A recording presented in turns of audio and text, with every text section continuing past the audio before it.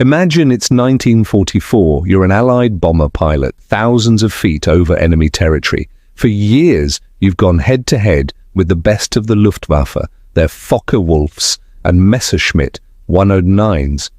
You know what to expect. But then one day, something new flashes past your cockpit. A plane with no propeller, moving at a speed you didn't think was possible, tearing through your formation and vanishing in an instant. This was the Messerschmitt Me 262, the world's first operational jet fighter, and it didn't just change the rules of air combat, it threw the rulebook out the window. This is the story of that revolutionary aircraft, a marvel of engineering that could have changed the course of the air war, but was ultimately doomed by its own brilliance. We'll explore its groundbreaking tech, its incredible firepower, and the fatal flaws that sealed its fate. This is the story of a weapon that was, in every sense of the phrase, too little, too late. You might think the story of the Me 262 begins in the chaos of the war, but its roots go back further to the late 1930s before a single shot was fired. While the world was busy perfecting propeller planes, a few visionary engineers in Germany were chasing a radical new idea: jet propulsion. Flying without a prop was pure science fiction, but men like Hans von Ohain were determined to make it a reality. In a strange twist of fate, the Treaty of Versailles, which had limited Germany's conventional aircraft development after World War I, actually helped this idea along. The treaty never mentioned jet or rocket engines.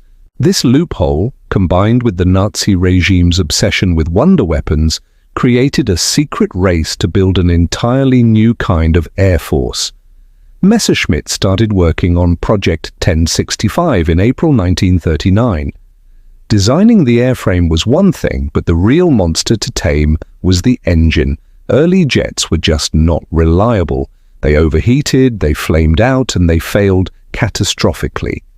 In fact, the very first Me 262 prototype had to make its maiden flight in April 1941 with a clumsy piston engine bolted to its nose simply because the jets weren't ready.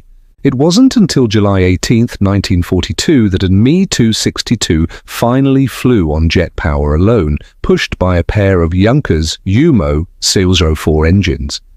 The flight was a staggering success. When famed Luftwaffe General Adolf Galland flew it in 1943, he was floored. He famously said it felt as if angels were pushing, and declared, "This is not a step forward, this is a leap." The jet age had officially arrived, but turning that prototype into a reliable weapon of war, that was going to be a whole other battle. When the Me 262, nicknamed the Schwalbe, or Swallow, finally hit the front lines, Allied pilots didn't know what hit them. It was a machine straight out of science fiction. Let's start with those wings. They were swept back at a sharp angle, and not just to look cool. German engineers found this design helped delay the effects of air compressibility at high speeds, making the plane more stable as it flirted with the sound barrier. This swept-wing design was so revolutionary, it became standard on almost every post-war jet, from the American F-86 Sabre to the Soviet MiG-15. And then there was the power. Two Junkers Jumo 004 jet engines slung underneath the wings. These things were the source of the 262's insane performance. It could hit speeds over 560 miles per hour or 900 kilometers per hour. That made it a full 100 miles per hour, faster than the fastest Allied fighter, the legendary P-51 Mustang. To an Allied pilot, a Me 262 at full throttle was just a blur. It could engage and disengage from a fight whenever it wanted, a ghost they could barely see, let alone fight. As if its speed wasn't scary enough, its firepower was terrifying. The Me 262 packed four 30mm Mk108 cannons in its nose. These weren't machine guns, they were cannons designed to obliterate heavy bombers. A single hit from one of their explosive shells could tear a wing off a B-17 Flying Fortress. German pilots claimed it only took 3 or 4 good hits to bring down one of those famously tough bombers. Its speed gave it surprise and its cannons gave it a knockout punch. On paper, it was the perfect bomber killer. But here's the twist. For all its futuristic genius, the Me 262 was a maintenance nightmare, a beautiful, brilliant, deeply flawed machine. And its greatest strength, those jet engines, was also its Achilles heel. The Jumo 004 engines were an innovation born of desperation. Germany was facing critical shortages of strategic metals like nickel and cobalt, the very materials needed for high-temperature jet engines. So while the prototypes used high-quality alloys, the mass-produced engines had to be built with cheaper steel. The result?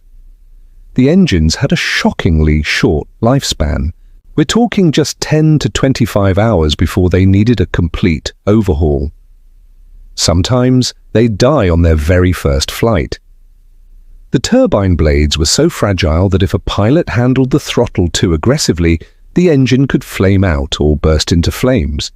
This made the plane a sitting duck during takeoff and landing, the 2 moments you need reliable power the most. This was all happening inside a logistical nightmare. By mid-1944, Germany's industrial heartland and transportation lines were being systematically destroyed by Allied bombing. This meant constant shortages of everything: spare parts, jet fuel, and, most critically, trained pilots. Of the more than 1,400 Me 262s that were built, many never even saw combat. They just sat on airfields grounded without fuel, or a pilot who knew how to fly them. And then, to make a bad situation even worse, came an order from the very top. Adolf Hitler became obsessed with turning the 262 into a Schnellbomber, a fast bomber, to attack Allied invasion forces. He demanded that this revolutionary interceptor be converted into a fighter bomber. It was a disastrous decision that caused crippling delays and diverted precious resources away from producing the one thing his generals desperately needed: a fighter that could stop the Allied bombers. So in the summer of 1944, the jets finally entered the fight. The first confirmed kill happened on July 25th, when an Me 262 pilot took down a British Mosquito reconnaissance plane. As more jets became active, they sent a wave of shock through Allied aircrews. They were just too fast. German pilots developed roller coaster attacks, diving on bomber formations at impossible speeds, firing a burst from their cannons and then rocketing away before the escort fighters could even react. For a moment, the Me 262 seemed invincible, but Allied pilots were smart and they adapted fast. They figured out the jet had weaknesses. Sure, it was unbeatable in a high-speed pass, but it was clumsy at low speeds and turned like a boat. P-51 Mustang and British Hawker. Tempest pilots learned to avoid a straight-on chase and instead tricked the jets into a turning dogfight, where their own nimble aircraft had the advantage. The most brutal tactic, however, was to not even fight the jet in the air. Allied commanders realized the Me 262 was most vulnerable when it was on the ground, so Allied fighters started camping out near German jet airfields, pouncing on the 262s as they were taking off, or, more often, coming in to land, slow, low on fuel, and with their fragile engines spooled down. Tempest pilots called it the rat scramble, and it was lethally effective. Even when they fought, the jets were simply outnumbered. In March 1945, in one of the war's largest jet actions, 37 Me 262s took on a massive formation of over 1,200 American bombers and their 600 escorts. They shot down 12 bombers and 1 fighter for the loss of just 3 jets. A 4-to-1 kill ratio sounds great, but in reality, it was a loss of only 1% of the American force. The jets were a pinprick against a tidal wave. They had shown up too late and in far too few numbers to ever turn the tide. In the end, the Messerschmitt Me 262 did not change the outcome of World War II. It was a weapon of tomorrow crippled by the realities of today: failing engines, a collapsing industry, and disastrous leadership. German pilots claimed over 540 Allied aircraft shot down with the Me-262, but with only around 300 jets ever making it to combat units, its impact was more psychological than it was strategic. But its failure in war doesn't diminish its success as a piece of technology. The Me-262's true legacy was forged in its defeat. After the war, the Allies scrambled to get their hands on every captured 262 they could find. They took them apart, studied them, and learned from them. The next generation of legendary fighters, America's F-86 Sabre and the Soviet MiG-15, the rivals of the Korean War, both had the Me-262's DNA in their swept-wing design. The prop fighter era was over. The jet age had begun. Today, while no original German-built Me-262s are still flying, a handful of perfect replicas have been built. Powered by more reliable modern GE engines, they allow us to see this ghost from the past take to the skies once more.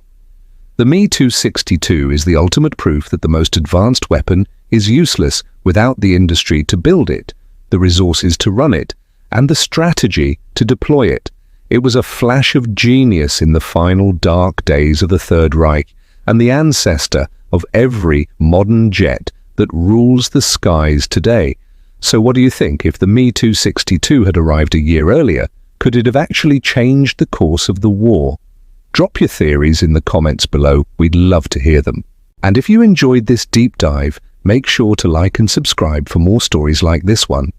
Also, be sure to check out our other video on the P-51 Mustang, the plane that became the Me-262's greatest nemesis. Thanks for watching.